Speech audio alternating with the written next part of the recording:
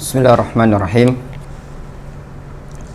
Alhamdulillah nahmaduhu wa nasta'inuhu wa nastaghfiruh wa na'udzu billahi min syururi anfusina wa min sayyiati a'malina. May yahdihillahu fala mudhillalah wa may yudlil fala hadiyalah. Wa asyhadu an la ilaha illallah wahdahu la syarikalah wa asyhadu anna Muhammadan 'abduhu wa rasuluhu sallallahu alaihi wa ala alihi wa ashabihi ajma'in, amma ba'd. Ayyuhal ikhwah rahimani wa rahimakumullah jami'an. Sebentar lagi insyaallah ta'ala, lebih kurang 1 bulan lebih sedikit, kita akan memasuki bulan Ramadan, bulan yang Allah subhanahu wa ta'ala mensyariatkan bagi kita semua kaum muslimin untuk berpuasa di bulan Ramadan.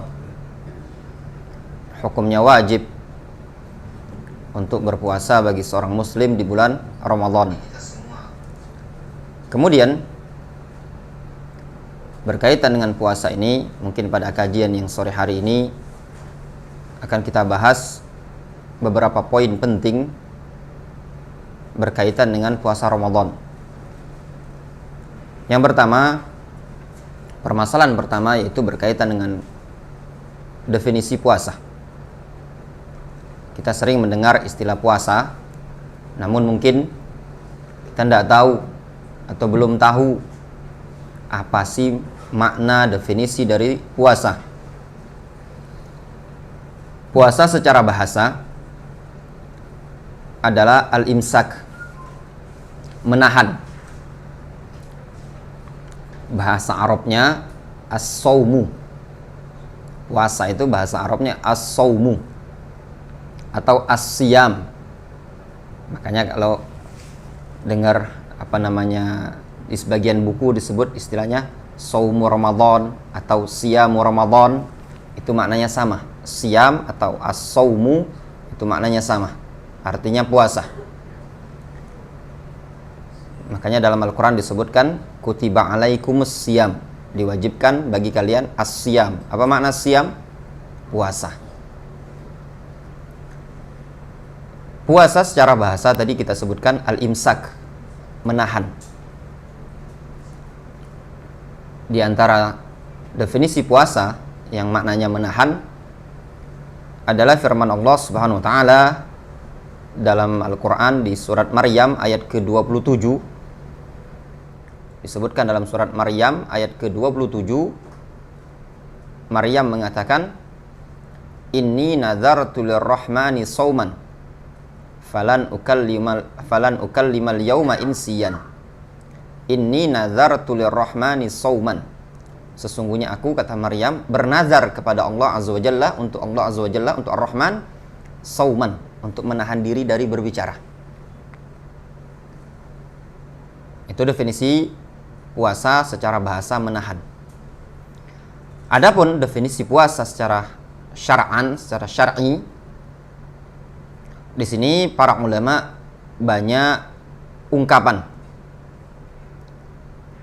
Namun di antara ungkapan yang gampang dan ringkas, atau definisi puasa secara syar'i yang ringkas, adalah definisi yang disebutkan oleh Al-Imam Al-Qurtubi.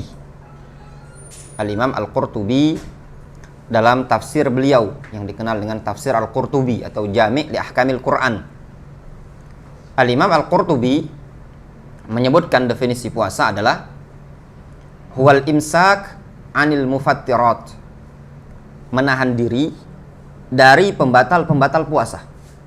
Jadi puasa secara syar'i adalah menahan diri dari pembatal-pembatal puasa, ma'a iqtiranin niyati bihi, disertai dengan niat. Jadi dia menahan diri dari pembatal-pembatal puasa yang disertai dengan niat. Min tulu'il fajri ila ghurubis syamsi, dimulai dari terbitnya fajar. Terbitnya fajar itu azan subuh. Ila ghurubis syams, sampai matahari terbenam, azan maghrib. Ini definisi puasa secara syar'i.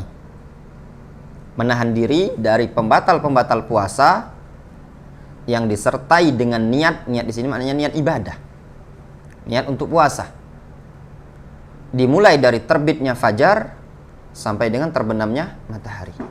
Fajar di situ maksudnya adalah azan subuh, fajar subuh, sampai dengan terbenamnya matahari. Dari definisi ini,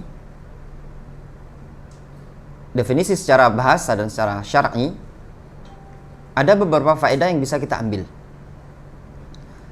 Yang pertama, berkaitan dengan sebagian kita, kadang di Idul Adha ya,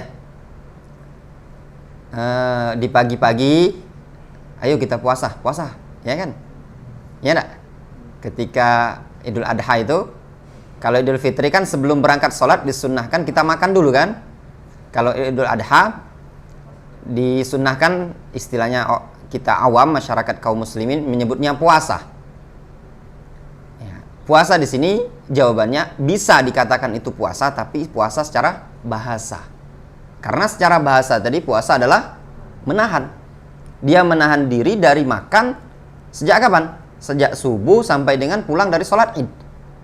Boleh dikatakan itu puasa, tapi puasa secara bahasa. Adapun puasa secara syar'i bukan. Kenapa? Puasa secara syar'i dimulai dari terbit sampai dengan tenggelam matahari, terbenam. Difahami dalam hal ini? Jadi kalau ditanya sama keluarga, sama orang tua, misalkan, nak, besok kita puasa ya, pagi-pagi. Padahal kan tidak boleh katanya puasa. Hari Id itu kan tidak boleh puasa. Tapi kenapa kita tidak boleh makan? Maksudnya itu puasa secara bahasa. Adapun secara syar'i, hari Id tidak diperbolehkan untuk puasa. Namun secara bahasa, cuma semata-mata menahan diri dari makan, minum sejak terbitnya fajar sampai pulang dari sholat Id, itu boleh disebut puasa secara bahasa.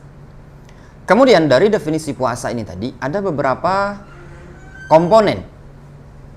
Definisi puasa secara syar'i, ada beberapa komponen yang bisa disimpulkan. Yang pertama, ada tindakan menahan diri dari pembatal-pembatal puasa. Ada tindakan dia menahan diri dari pembatal puasa. Pembatal puasa secara global kembali kepada 3 poin.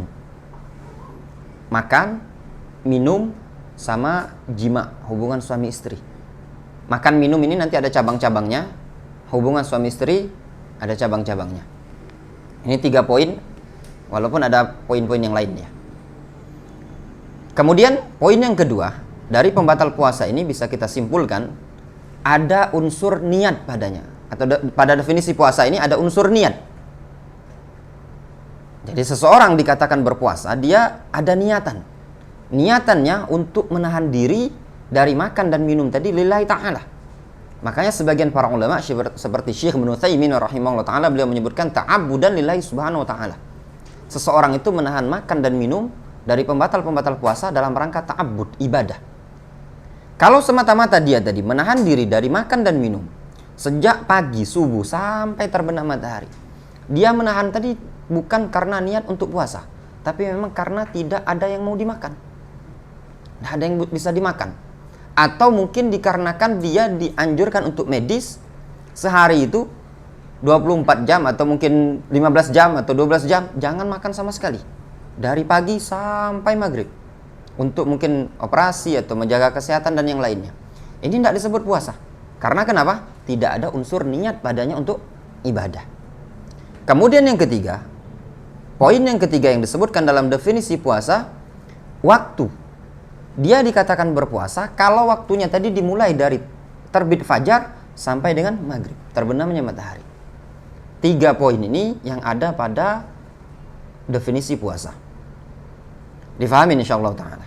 Kemudian berkaitan dengan puasa secara global, para ulama menyebutkan puasa ini secara global terbagi menjadi 5 jenis, sebagaimana yang disebutkan oleh Syekhul Islam Ibnu Taimiyah dalam Syarah Umdah Beliau menyebutkan puasa itu secara global terbagi menjadi 5 jenis.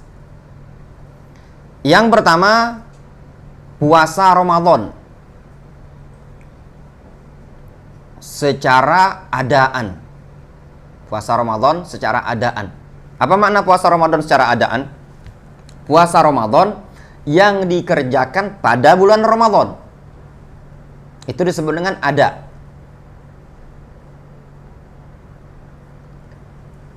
Yang kedua, puasa Ramadan yang dikerjakan sebagai bentuk qadha. Faham ya qadha? Contoh, istrinya antum haid, dia tidak puasa kan? Nah, tidak puasa. Misalnya istrinya Rada udah nikah kan? Ya kan, udah. Ya kan, kalau mau nyusul Dimas kan itu. Nah, istrinya Rada haid. Biasanya wanita seminggu. Ketika istri antum mengqadha di bulan Syawal, misalkan di bulan Agustus atau bulan 9, mengqadha ini tadi sebenarnya puasa Ramadan. Yang dia qadha tadi, yang dia bayar selama 7 hari tadi. Tapi dalam bentuk qadha. Ini juga hukumnya wajib. 2 poin ini tadi tetap disebut dengan puasa Ramadan. Cuman bedanya satu adaan yang dikerjakan di bulan Ramadan, satunya bayar hutang. Yang ketiga, puasa wajib dengan sebab kafaroh. Dengan sebab kafaroh. Hukumnya wajib tapi dengan sebab kafaroh. Kafaroh ini banyak sebab. Contoh diantaranya misalkan pengantin baru. Pengantin baru tidak bisa menahan diri siang hari. Istrinya terlalu cantik, menawan. Akhirnya ya na'udzubillah terjadilah hal-hal yang melanggar syariat. Walaupun pada istrinya halal. Istrinya halal, namun pada saat itu di bulan Ramadan di siang hari dan mereka sedang berpuasa, batal dengan sebab itu mereka kena beban kafaroh. Puasa 2 bulan berturut-turut. Berat itu tadi. Ya, ini puasa kafaroh. Ada juga jenis yang lain puasa kafaroh seperti dalam bentuk sumpah. Jadi seseorang bersumpah, dia menyatakan, demi Allah, wallahi, sungguh demi Allah, ana tidak akan lagi lewat di Ampera. Ana selalu lewat musim 4. Ternyata suatu keadaan lewatlah dia di sana. Maka batal sumpahnya tadi. Wajib baginya untuk membayar kafaroh. Nah, kafaroh ini tadi dalam Islam untuk sumpah ini tadi ada 3, boleh milih. Yang pertama, ngasih makan orang miskin, atau dia membebaskan budak, atau dia memberi pakaian. Ngasih makan itu 10 orang miskin, atau ngasih pakaian 10 orang miskin, 10 orang miskin pakaian, atau makanan 10 orang miskin, atau bebaskan budak. Kalau 3-tiganya ini tadi dia tidak mampu, salah satu dari 3 ini tadi dia tidak ada yang mampu, maka pindah ke puasa 3 hari berturut-turut. Itu yang disebut dengan kafaratul yamin.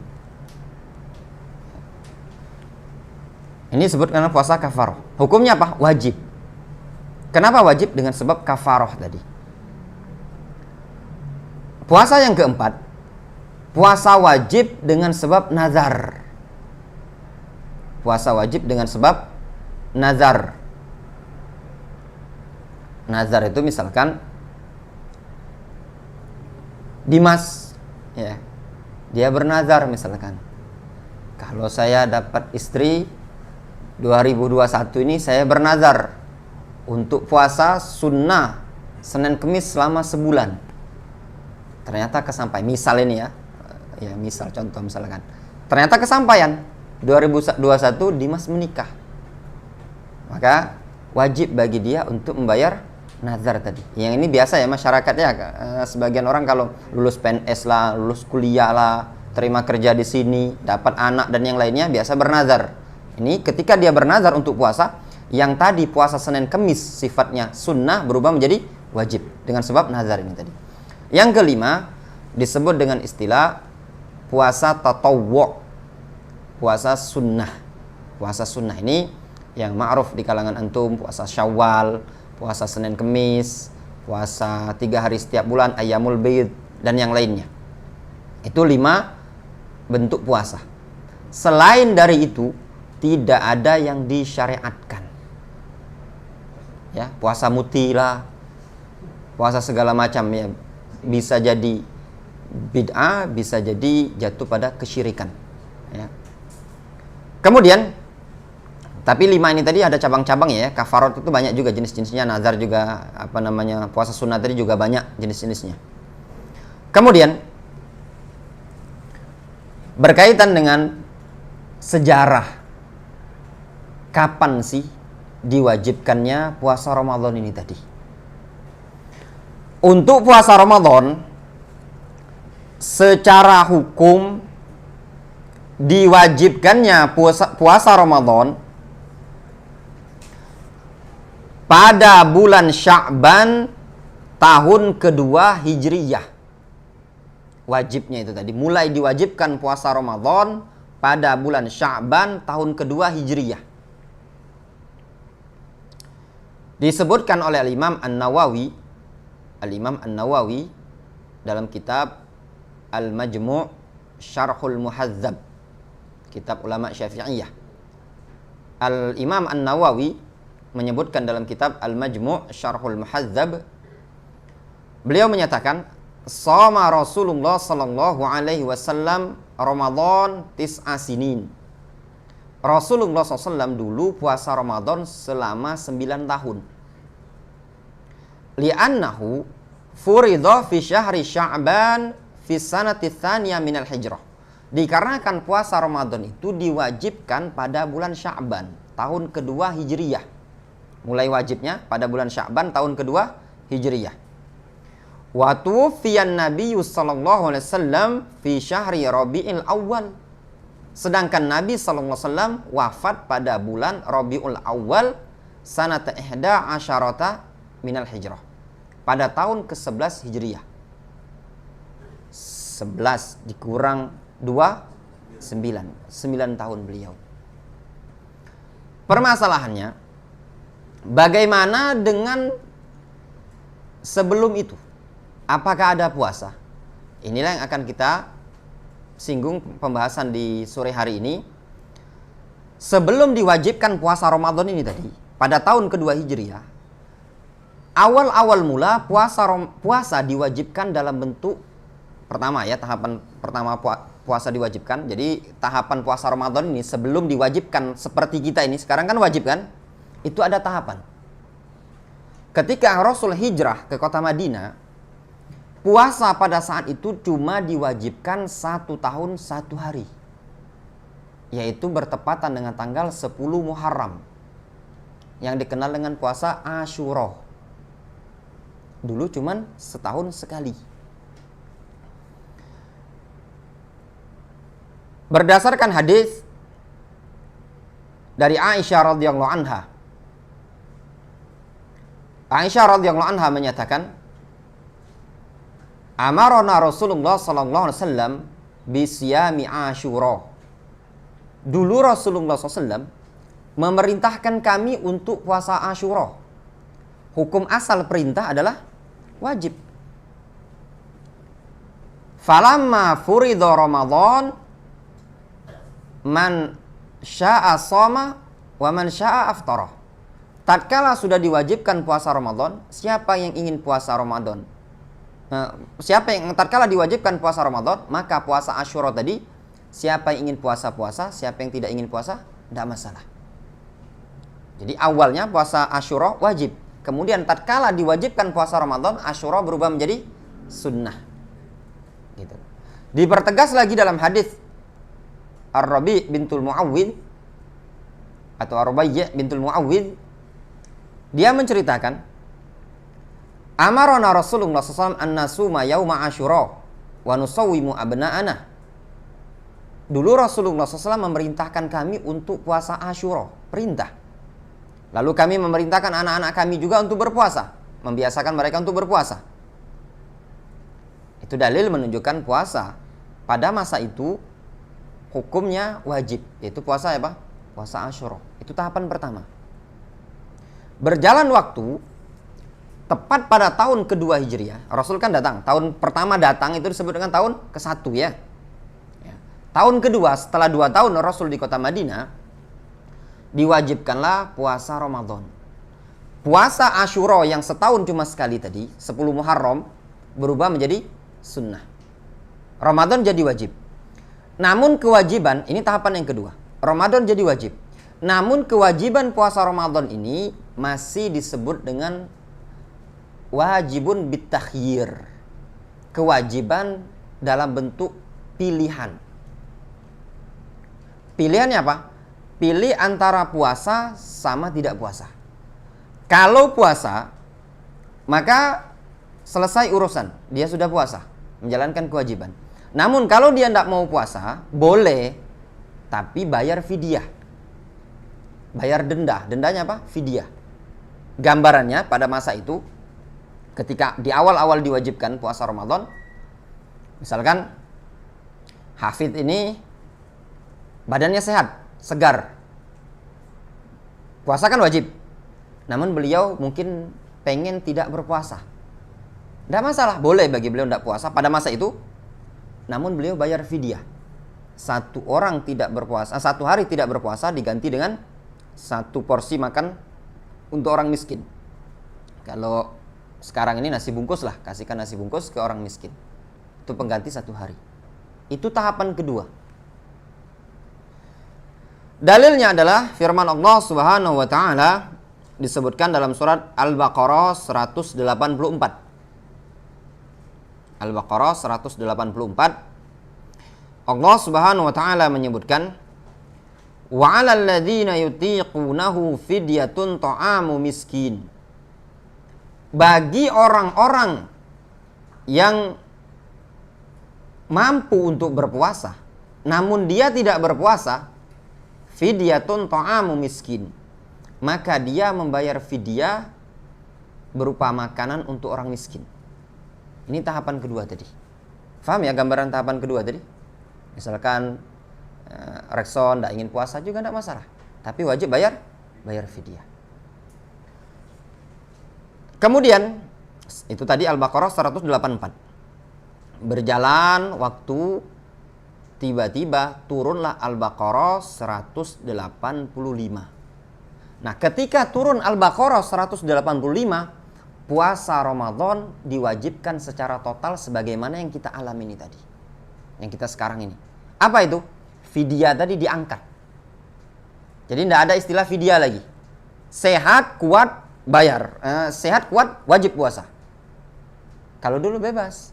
Misalkan bisa kalau dulu seperti itu ya mungkin sekarang ya orang-orang kaya mungkin milih mendingan beli nasi bungkus lah, bagikan 30 hari 30 bungkus. Ya, selesai urusan kan? Itu tadi. Nah, sekarang sudah diangkat hukum itu tadi. Argumentasinya disebutkan dalam riwayat Bukhari Muslim dari Salama Ibnul Aqwa.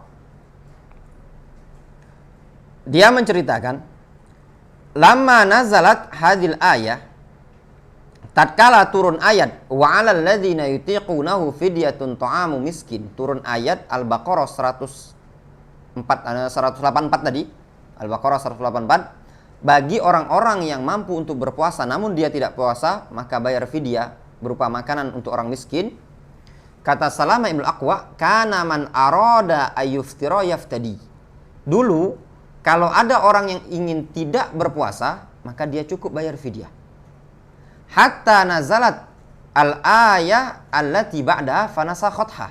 Sampai turunlah ayat 185. Lafadznya faman syahida minkumus syahra falyasumhu. Barang siapa yang menyaksikan puasa bulan Ramadan, maka hendaklah dia berpuasa. Ketika turun ayat Al-Baqarah 185, semua wajib untuk berpuasa. Difahami? Itu tadi. Namun ya ikhwan, sebelum diwajibkan seperti ini tadi, masih pada masa-masa kedua tadi, puasa agak berat bagi sahabat. Apa beratnya? Pada fase kedua, ketika itu mereka cuma diperbolehkan makan itu sampai sholat isya. Jadi kalau mereka berbuka itu, jadi pada maghrib sampai isya. Pada isya jangan lanjut tekwan, jangan lanjut model pempek lagi. Udah kelar. Tidak boleh makan sama sekali. Itu di awal-awal. Disebutkan kisah Al-Barra ibnu Azib. Ya. Diriwayatkan oleh Imam Bukhari. Kata Al-Barra ibnu Azib, kana ashabu Muhammadin sallallahu alaihi wasallam idza kana ar-rajulu sha'iman fa hadara al-iftar fanama qabla an yuftira lam ya'kul lailatahu wa la yawmahu hatta yumsi. Dulu di awal-awal Islam, para sahabat itu apabila ada seseorang yang berpuasa dan sudah menjelang waktu berbuka, datang waktu berbuka maghrib, dalam keadaan dia sudah tertidur sebelum dia membatalkan puasa, maka tidak diperbolehkan bagi dia untuk makan di malam hari sampai sore esok hari. Itu di awal-awal. Jadi di awal-awal, siapa yang tertidur sebelum berbuka, bablas, misalkan 15 menit sebelum maghrib, ketiduran, ya, bablas, azan maghrib dia dalam keadaan tertidur, sudah tidak diperbolehkan lagi dia makan minum sama sekali. Berat sekali itu. Bisa bayangkan Rada, kalau seandainya kewajiban ini tadi di zaman kita sekarang, menjelang maghrib kita kecapean, ketiduran, tidak boleh makan sama sekali. Kalaupun tidak tidur, paling ada kesempatan kita makan dari ba'da maghrib sampai isya. Ba'da isya tidak boleh makan sama sekali. Itu di awal-awal. Ketika itu ada seorang sahabat bernama Qais bin Sirmah Al-Ansari, kana sha'iman. Ada seorang sahabat Nabi bernama Qais bin Sirmah. Dia ketika itu sedang berpuasa. Falamma hadar al-iftar ata imra'atahu faqala laha indaki ta'amun. Tatkala sudah datang waktu berbuka, maghrib, dia nanya ke istrinya, indaki ta'amun, kamu punya makanan? Kata istrinya, qalat la, tidak ada. Bisa kebayang bagaimana sahabat ayyuhal ikhwah, mereka orang-orang yang miskin di dunia, tapi mereka kaya dengan amal soleh. Kita belum pernah ya ngalamin, mungkin seumur hidup kita ini pulang datang ke rumah tidak punya makanan berbuka puasa. Yang ada di kalangan kita itu beragam, yaitu alhamdulillah bersyukur kepada Allah Subhanahu wa taala. Di zaman sahabat, mereka ketika pulang kerja tanya sama istrinya, indaki ta'amun? Qalat la. Ada makanan? Istrinya menjawab, tidak ada. Lalu istrinya mengatakan, walakin antaliqu fa'atlubu lakah. Namun aku akan pergi untuk mencarikanmu makanan. Anggaplah kalau di zaman sekarang mungkin nyari bukuan dulu lah, ya, pinggir jalan itu kan, jualan takjil dan yang lainnya, nyari jualan. Katanya Al-Barra ibnu Azib, wa kana yaumuhu ya'mal. Si Qais bin Sirmah ini tadi, di siang hari dia punya kebiasaan kerja. Layaknya kita ya, normal orang kerja. Kalau zaman dahulu kan ladang mungkin ya, berladang penduduk kota Madinah. Bisa bayangkan bulan Ramadan panas dan mereka harus kerja. Faqalabathu ainahu faja'athu imra'atuhu.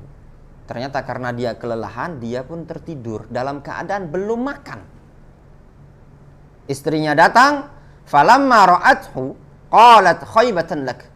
Tatkala istrinya melihat si Qais bin Sirmah sudah tertidur, belum batalkan puasa, istrinya mengatakan khaybatan lak, celaka engkau. Kenapa celaka? Karena tidak boleh lagi. Meruginya engkau, sudah celaka engkau sekarang ini. Istilahnya kita tuh loka tidak makan ini. Kan tidak boleh lagi kalau ketiduran kan? Sudah. Akhirnya dia tidak makan sama sekali. Jadi sudah dari maghrib tadi ya, bayangkan. Dari malam, seharian, maghrib tidak boleh makan lagi karena sudah tertidur. Karena sudah aturan syariat pada masa itu. Malam tidak boleh makan. Sampai kapan? Sampai esok hari. Ngarap buka itu besok, jangan sampai ketiduran lagi besok. Berat itu lagi itu. Cuman itulah syariat ya. Allah Subhanahu wa taala Maha mengetahui kondisi hambanya. Ketika esok hari dia kerja. Kata Al-Bara' Ibnu Azib, "Falamma intasafan nahar ghusyi'a alai." Tatkala siang hari si Qais bin Sirma ini tadi pingsan, dia kan kerja. Capek, pingsan. Bisa bayangkan kemarin udah enggak makan, hari ini kerja. Ya, istilah kita tuh tekepor lah istilahnya. Ya. Sudah KO. Ketika dia KO ini tadi, fadzukira dzalika lin-nabi sallallahu alaihi wasallam. Berita dia terpingsan ini tadi disampaikan kepada Rasul. Ketika disampaikan kepada Rasul, ternyata turun ayat kemudahan dalam Islam, yaitu surat Al-Baqarah 187. Allah Subhanahu wa taala menyatakan, "Uhilla lakum lailatas siyamir rafatsu ila nisaikum." Sampai pada ayat, "Wa kulu washrabu hatta yatabayyana lakumul khaytul abyadu minal khaytil aswadi minal fajar." Makan dan minumlah sampai nampak bagi kalian benang putih dari benang hitam, yaitu berupa waktu fajar subuh. Maknanya kalian boleh makan dan minum di malam hari sampai terbit fajar subuh. Yang tadinya di malam hari tidak boleh makan karena batas mentok tadi sampai isya. Atau kalau yang ketiduran juga tidak boleh sama sekali. Namun pada malam harinya Islam sudah membolehkan untuk makan dengan dalil Al-Quran Al-Baqarah 187 tadi. Ketika turun ayat ini betul-betul sahabat bergembira, kemudahan bagi mereka. Inilah yang berlaku pada saat ini. Di malam hari diperbolehkan laki-laki menggauli istrinya, diperbolehkan bagi mereka makan, diperbolehkan bagi mereka minum. Sampai menjelang subuh atau sampai datang waktu azan subuh atau fajar shadiq. Difahami dari apa yang kita sebutkan ini tadi. Kemudian berkaitan dengan puasa, kewajiban puasa ini diwajibkan bagi orang-orang tertentu. Tidak pada setiap orang diwajibkan berpuasa. Permasalahannya, kepada siapa puasa Ramadan diwajibkan? Puasa Ramadan diwajibkan kepada beberapa personal. Yang pertama, pada setiap muslim. Ya, pada setiap muslim. Untuk non-muslim, kafir, tidak wajib melaksanakan puasa Ramadan. Namun dia dituntut oleh syariat untuk beribadah kepada Allah Azza wa Jalla. Jadi orang kafir itu dia dituntut padanya dua bentuk. Pertama, bentuk taklif, namanya taklif. Taklif itu beban syariat. Makanya disebut mukallaf ya. Wa ma khalaqtul jinna wal insa illa liya'budun. Itu namanya mukallaf. Jin dan manusia, seluruh manusia ini tadi diperintahkan untuk ibadah. Orang kafir itu diperintahkan untuk ibadah. Namun masalahnya, dia bisa boleh ibadah kalau dia masuk Islam dulu.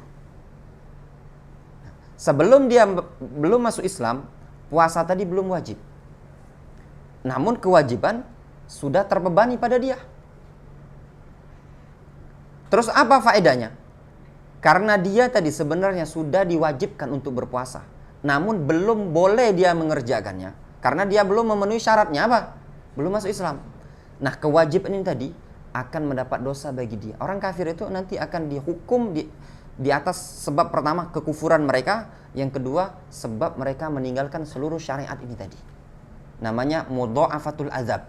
Dilipat gandakan azab mereka di akhirat. Pertama, azab kekufuran mereka tadi, kafirnya mereka. Yang kedua, azab mereka meninggalkan syariat. Seperti sholat, puasa itu akan dihukum juga. Makanya ketika Allah Subhanahu wa taala menyebutkan berkaitan dengan orang-orang kafir, ma salakakum fi saqar, apa yang menyebabkan kalian masuk ke neraka Saqar? Mereka menjawab, qalu lam naku minal musallin. Kami dulu tidak melaksanakan sholat. Siapa mereka yang masuk ke dalam neraka ini? Tadi orang-orang kafir. Nah, di antara sebab mereka masuk neraka adalah tatkala mereka tidak sholat. Yang kedua, orang yang diwajibkan puasa baligh. Orang yang baligh.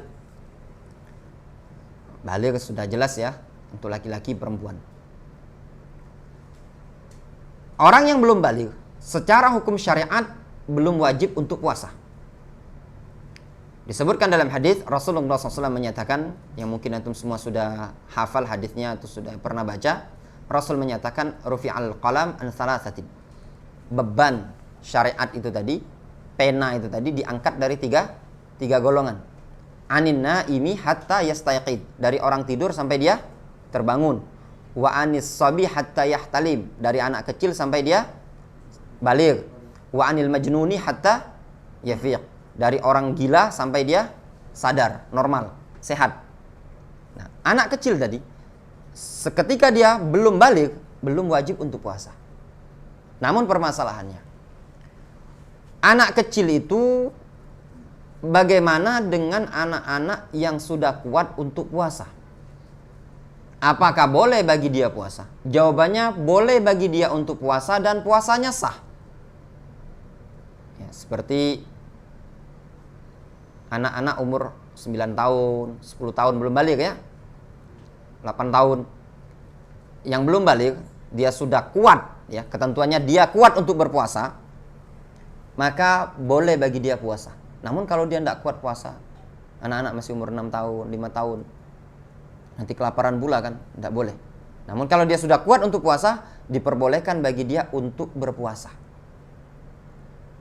Kalau seandainya dia berpuasa, para ulama menyebutkan pahalanya nanti dapat di orang tua. Kenapa? Karena anak ini tadi hasil didikan orang tua yang mengajak dia untuk berpuasa. Dan itulah yang dilakukan oleh para sahabat. Ketika di awal-awal Islam diwajibkannya puasa Asyura, puasa 10 Muharram, Ar-Rubaiyah bintul Muawwidh menceritakan, kunna nasumu yauma Asyura wa nusawwimu abna'ana fa idza baka ahaduhum a'tainahum al-lu'ba minal ahni hatta yakuna dzalika indal iftar. Apabila dulu kami berpuasa Asyura dan kami pun mengajak anak-anak kami untuk berpuasa, kalau ada di antara mereka yang nangis karena lapar, kami kasih mainan yang terbuat dari bulu-buluan sampai datang waktu berbuka. Kalau dia nangis, kasih mainan. Itu kebiasaan sahabiat. Mereka mendidik anak-anak mereka dari kecil untuk berpuasa. Bahkan di zaman Umar bin Khattab, ada seseorang yang tidak berpuasa. Dipukul sama Umar bin Khattab. Umar bin Khattab mengatakan, engkau tidak puasa, sedangkan wasibyanana shaimun. Sedangkan anak-anak kami berpuasa, sedangkan engkau dewasa tidak berpuasa. Itu sudah ma'ruf di kalangan para sahabat, mereka mendidik anak-anak mereka untuk puasa. Walaupun belum balik. Berkisar antara 7 tahun, 9 tahun, 10 tahun sebelum balik sudah terbiasa mereka untuk puasa. Kemudian yang ketiga, akilun, berakal. Orang yang diwajibkan berpuasa adalah orang yang berakal. Berarti kalau tidak berakal, tidak wajib dia berpuasa. Dalilnya tadi yang sebutkan, orang gila sampai dia sembuh, sehat ya. Orang gila tidak wajib bagi dia untuk puasa. Gila ini pun ada dua jenis. Yang pertama, gilanya mustamiron, terus menerus, ya, tidak ada sembuhnya. Dari awal Ramadan sampai selesai Ramadan sudah menahun. Yang ini tidak wajib untuk puasa, karena dia gila, tidak berakal. Yang kedua, gilanya torik, kadang-kadangan. Mungkin awal bulan normal, akhir bulan gila beneran ini tadi, stresnya tadi dia. Misalkan ya kan, atau mungkin seminggu dia karena penyakit mungkin ya, penyakit mungkin bawaan penyakit, mungkin 2-3 hari dia sehat, nanti kambuh lagi penyakitnya. Kadang ada orang yang dia punya keluarga itu udah capek ngobati di rumah sakit jiwa. Kadang pas kambuh 2 harian, ya kan, nggak sadar, gila. Seperti ini tadi, nggak wajib puasa. Ketika dia normal, sadar, maka wajib bagi dia untuk puasa. Bagi yang tertimpa penyakit seperti ini. Nah, di sana ada orang yang mirip dengan orang yang gila. Dia bukan gila. Namanya ma'tuh. Ma'tuh itu akalnya kurang. Kalau istilah kita itu idiot. Ma'tuh, dia bukan orang gila, tapi akalnya kurang sempurna. Orang yang kurang sempurna ini tadi juga ada 2 jenis. Kalau gila tuh dia tidak sadar sama sekali ya. Nah, jenis pertama dia idiot. Ma'tuh bahasa Arabnya. Yang pertama dia idiot. Ya, idiot layaknya anak, kadang mungkin ada kita jumpai, kadang ada orang yang ya cuma bisa makan. Saya punya sepupu itu sarafnya dia tidak tahu mana dinding, mana dah. Kalau jalan itu dah ngomong tidak bisa segala macam ya. Orang yang seperti ini dihukumi seperti orang gila, tidak wajib untuk puasa. Jangankan mau puasa, ada piring ditabrak sama dia pokoknya kalau sakit baru dia berhenti. Nah, orang yang seperti ini ya tidak wajib untuk puasa. Nah, di sana ada ma'tuh tadi, orang yang kurang tadi. Dia kurang. Kalau istilah Palembangnya apa? Kurang secanting istilahnya ya. Ya, setengah kopling tadi, setengah kopling. Yang kurang itu tadi ya. Orang-orang yang kurang ini tadi ya, kalau ya adalah ya orang-orang kurang ini ya. Nah, yang kurang ini tadi para ulama menyebutkan dia tidak wajib puasa. Karena dia dihukumi sama dengan anak kecil yang masih anak-anak nih tadi. Anak kecil yang masih belum balik, dia belum wajib puasa dikarenakan akalnya belum sempurna.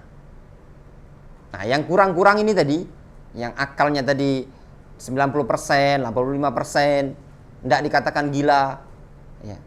Yang seperti ini tadi tidak wajib untuk puasa, namun mereka menyebutkan hukumnya sunnah bagi dia berpuasa. Kemudian yang keempat. Yang keempat, mukim. Orang yang mukim, itu yang wajib puasa. Adapun orang yang musafir, kawan-kawan misalkan MBI Palembang ingin touring ke Jakarta, musafir kan?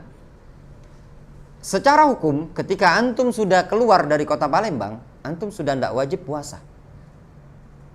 Ada antum sedang mampir ke Lampung ya, ziarah misalnya di Lampung, antum tidak wajib sebenarnya puasa. Namun kalau bagi antum ingin puasa, lihat kondisi. Kalau seandainya di perjalanan tadi antum kuat untuk berpuasa, segar, puasa afdol. Namun kalau ternyata puasa itu agak terasa berat karena musim Ramadan, touringnya panas, maka batalkan lebih afdol. Kewajiban antum mengganti di bulan lain setelah bulan Ramadan, bulan Syawal, Dzulqa'dah, Dzulhijjah, itu bebas. Difahami? Kemudian yang terakhir, yang kelima. Puasa Ramadan itu diwajibkan bagi orang yang mampu untuk berpuasa. Wajib bagi orang yang mampu untuk puasa. Berarti kan di sana ada orang yang tidak mampu kan? Tidak wajib kan? Bagi orang yang tidak mampu untuk puasa, kalau diklasifikasi terbagi menjadi 2. Orang yang tidak mampu tadi ada 2 golongan. Golongan yang pertama, ketidakmampuannya tadi dengan sebab sudah tua renta. Ya, sudah tua. Kakek-kakek, nenek-nenek yang sudah tua. Umur 80-an, 90-an. Dalam artian kalau dia puasa itu tidak kuat. Sudah tua. Orang yang sudah tua ini tadi, dia tidak wajib puasa. Namun, apa yang harus dia lakukan? Apakah dia bayar fidyah? Di sini ada khilaf di kalangan para ulama.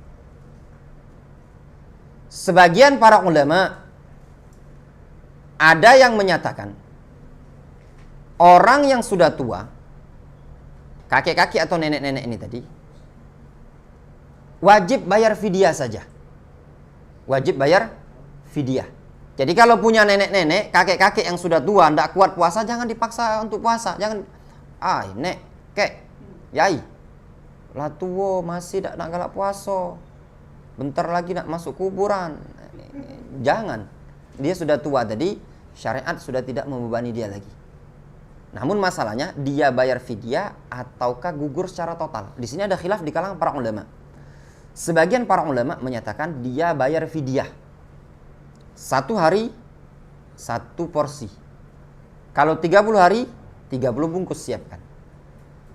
Sebagian lagi menyatakan dia pindah, dia total sama sekali tidak bayar fidyah. Dalam artian gugur total. Tidak puasa, tidak pula bayar fidyah.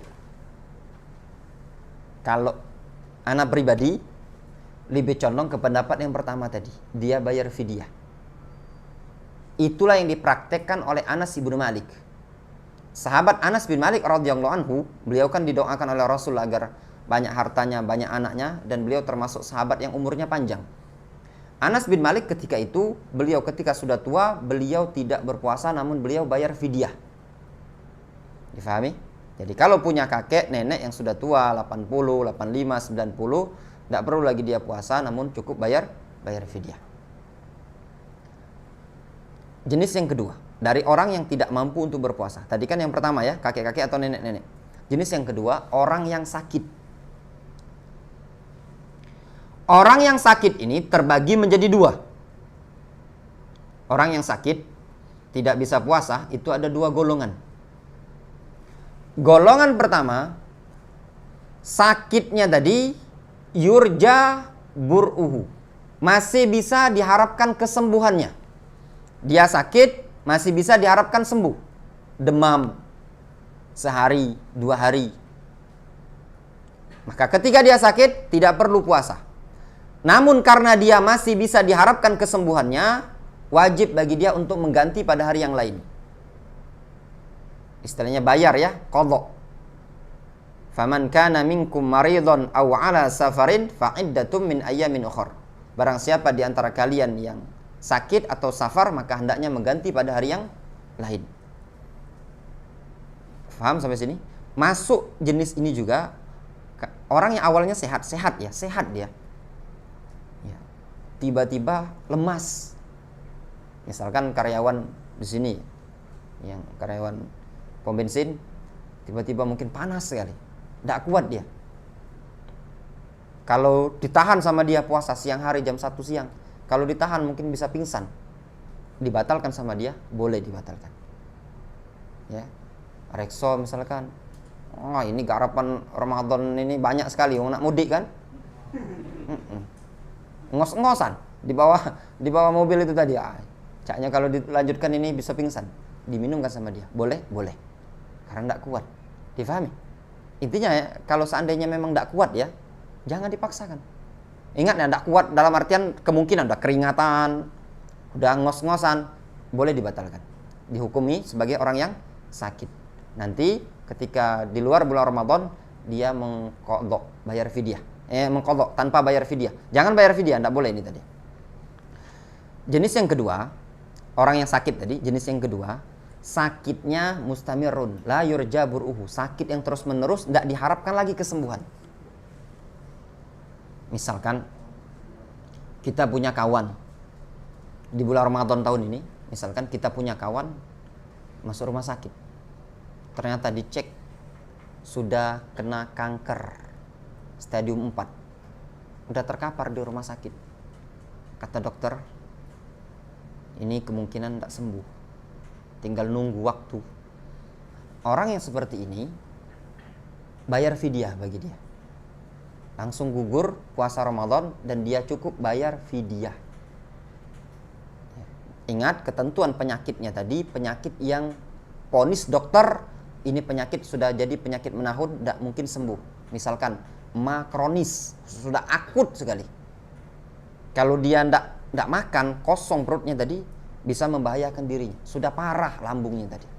Orang yang seperti ini tidak perlu lagi puasa, tapi dia bayar fidyah walaupun 10 tahun. Walaupun 10 tahun, difahami? Jadi kalau seandainya menjumpai kawan, keluarga, tetangga yang Ramadan ini ternyata qadarul masyafa'al, ada tertimpa musibah, sakit yang ternyata penyakitnya tadi sudah diponis oleh dokter tidak mungkin sembuh menurut perkiraan dokter ya. Adapun dikembalikan kepada Allah Subhanahu wa taala, jangankan penyakit-penyakit biasa yang parah pun bisa disembuhkan oleh Allah Subhanahu wa taala menurut perkiraan medis. Kata medis ini penyakit sudah parah, jarang ada yang sembuh. Maka orang yang seperti ini sudah langsung dia bayar fidyah. Difahami dengan ketentuan penyakit tadi menghalangi dia untuk berpuasa. Difahami? Penyakitnya tadi menghalangi dia untuk berpuasa, seperti emah kronis, apalagi mungkin ya penyakit-penyakit parah ya. Adapun kalau penyakit kata dokter ini kurap ini kayaknya tidak sembuh lagi nih. Ini kurap jamurnya jamur luar biasa ini, jamurnya tidak ditemui jenis penyakitnya ini tadi. Ini kurap sabar katanya bertahun-tahun. Ini tidak mempengaruhi puasa ya. Wajib tetap bagi dia puasa walaupun itu disebut penyakit kan, kena kurap atau panu dan yang lainnya seperti ini tadi tidak pengaruh sama puasa. Difahami? Sama juga seperti sakit gigi tadi, digolongkan dengan orang yang sakit yang pertama tadi. Kalau memang dia tidak bisa nahan dan perlu bagi dia makan obat dan yang lainnya, maka boleh bagi dia untuk dibatalkan. Wallahu taala a'lamu bissawab. Mungkin kita cukupkan kajian kita sampai di sini, sudah jam 5 lewat hampir 10 menit ya. Ada yang ingin ditanyakan? Kalau tidak ada kita tutup atau mungkin pertanyaannya. Ya. Assalamualaikum warahmatullahi wabarakatuh. Waalaikumsalam warahmatullahi wabarakatuh. Semoga Allah senantiasa memberkati Ustaz dan Amin. kesehatan. Amin. Ustaz mau nanya nih, kalau misalnya pada posisi yang tadi sakitnya mungkin masih diharap untuk kesembuhan dan si bulan ini bermaksud akan menggantikan puasanya diniatkan pada bulan-bulan yang lain. Namun qadarullah meninggal. Ini sebagai ahli waris atau orang yang masih hidup, apa yang harus kita lakukan? Dirinci. Kalau misalkan dia tadi sakit di bulan Ramadan ya, demam biasa sebenarnya, sakit biasa 2 hari. Normalnya ini bukan penyakit parah, penyakit yang bisa sembuh, cuma demam biasa. 3 hari. Ternyata sampai meninggal di bulan Ramadan. Kalau kondisi seperti ini tadi, dia gugur kewajiban untuk puasa, tapi bayar fidyah. Nanti ahli warisnya yang bayarkan fidyah. Ya. Kalau ternyata sakit biasa, sampai keluar Ramadan, ya, sehat, cuman belum sempat mengqadha, belum sempat membayar. Ya, tadi kan sakit 3 hari, demam biasa. Ba'dal Id, bulan Id, Idul Fitri, sempat mudik, ya, jalan, sempat touring pula, ternyata belum sempat mengganti 3 hari ini tadi. Der kecelakaan, misalkan, na'udzubillah, seperti ini, meninggal dunia, maka ahlinya yang membayarkan dengan puasa berdasarkan hadis man kana ahli shaum shoma anhu waliyuhu. Barang siapa yang punya tanggungan puasa, maka yang membayarkannya adalah walinya tadi. Boleh bagi mereka 3 hari tadi berbagi ya, anaknya tadi misalkan berbagi, atau satu orang mewakili, tidak masalah, diperbolehkan. Bayar dengan puasa. Bayar dengan puasa. Jadi dirinci tadi Hafiznya, kalau seandainya dia meninggalnya di bulan Ramadan tadi, walaupun penyakitnya penyakit normal, maka dianggap dengan dia penyakit menahun tadi. Namun kalau seandainya dia sembuh dan dia belum sempat dikarenakan mungkin kesibukan dan yang lainnya tadi, maka dia walinya tadi yang akan membayarkan. Itu tadi rinciannya. Ada lagi? Ya, silakan. Waalaikumsalam warahmatullahi wabarakatuh. Kayak ibu yang menyusui, Ustaz, kan ketika dia masuk di bulan Ramadan kan tidak diwajibkan untuk dia berpuasa. Itu bayarnya itu setiap hari atau pas terakhir di bulan Ramadan, Ustaz? Sebelum paham ya pertanyaan beliau ini ya, ibu menyusui, ini dirinci ya. Ibu yang menyusui apabila ASI tersebut adalah sumber utama bagi si bayi. Dan sang ibu tidak kuat untuk berpuasa. Dan dikhawatirkan kalau berpuasa ada kekhawatiran madarat pada dirinya dan kekhawatiran madarat pada bayinya. Namun kalau ASI tadi bukan sumber utama, dalam artian ASI tadi cuma untuk diamkan, karena dia udah terbiasa susu. Utamanya susu, sebenarnya ASI itu untuk diamkan dia nangis. Atau dia kuat, sehat.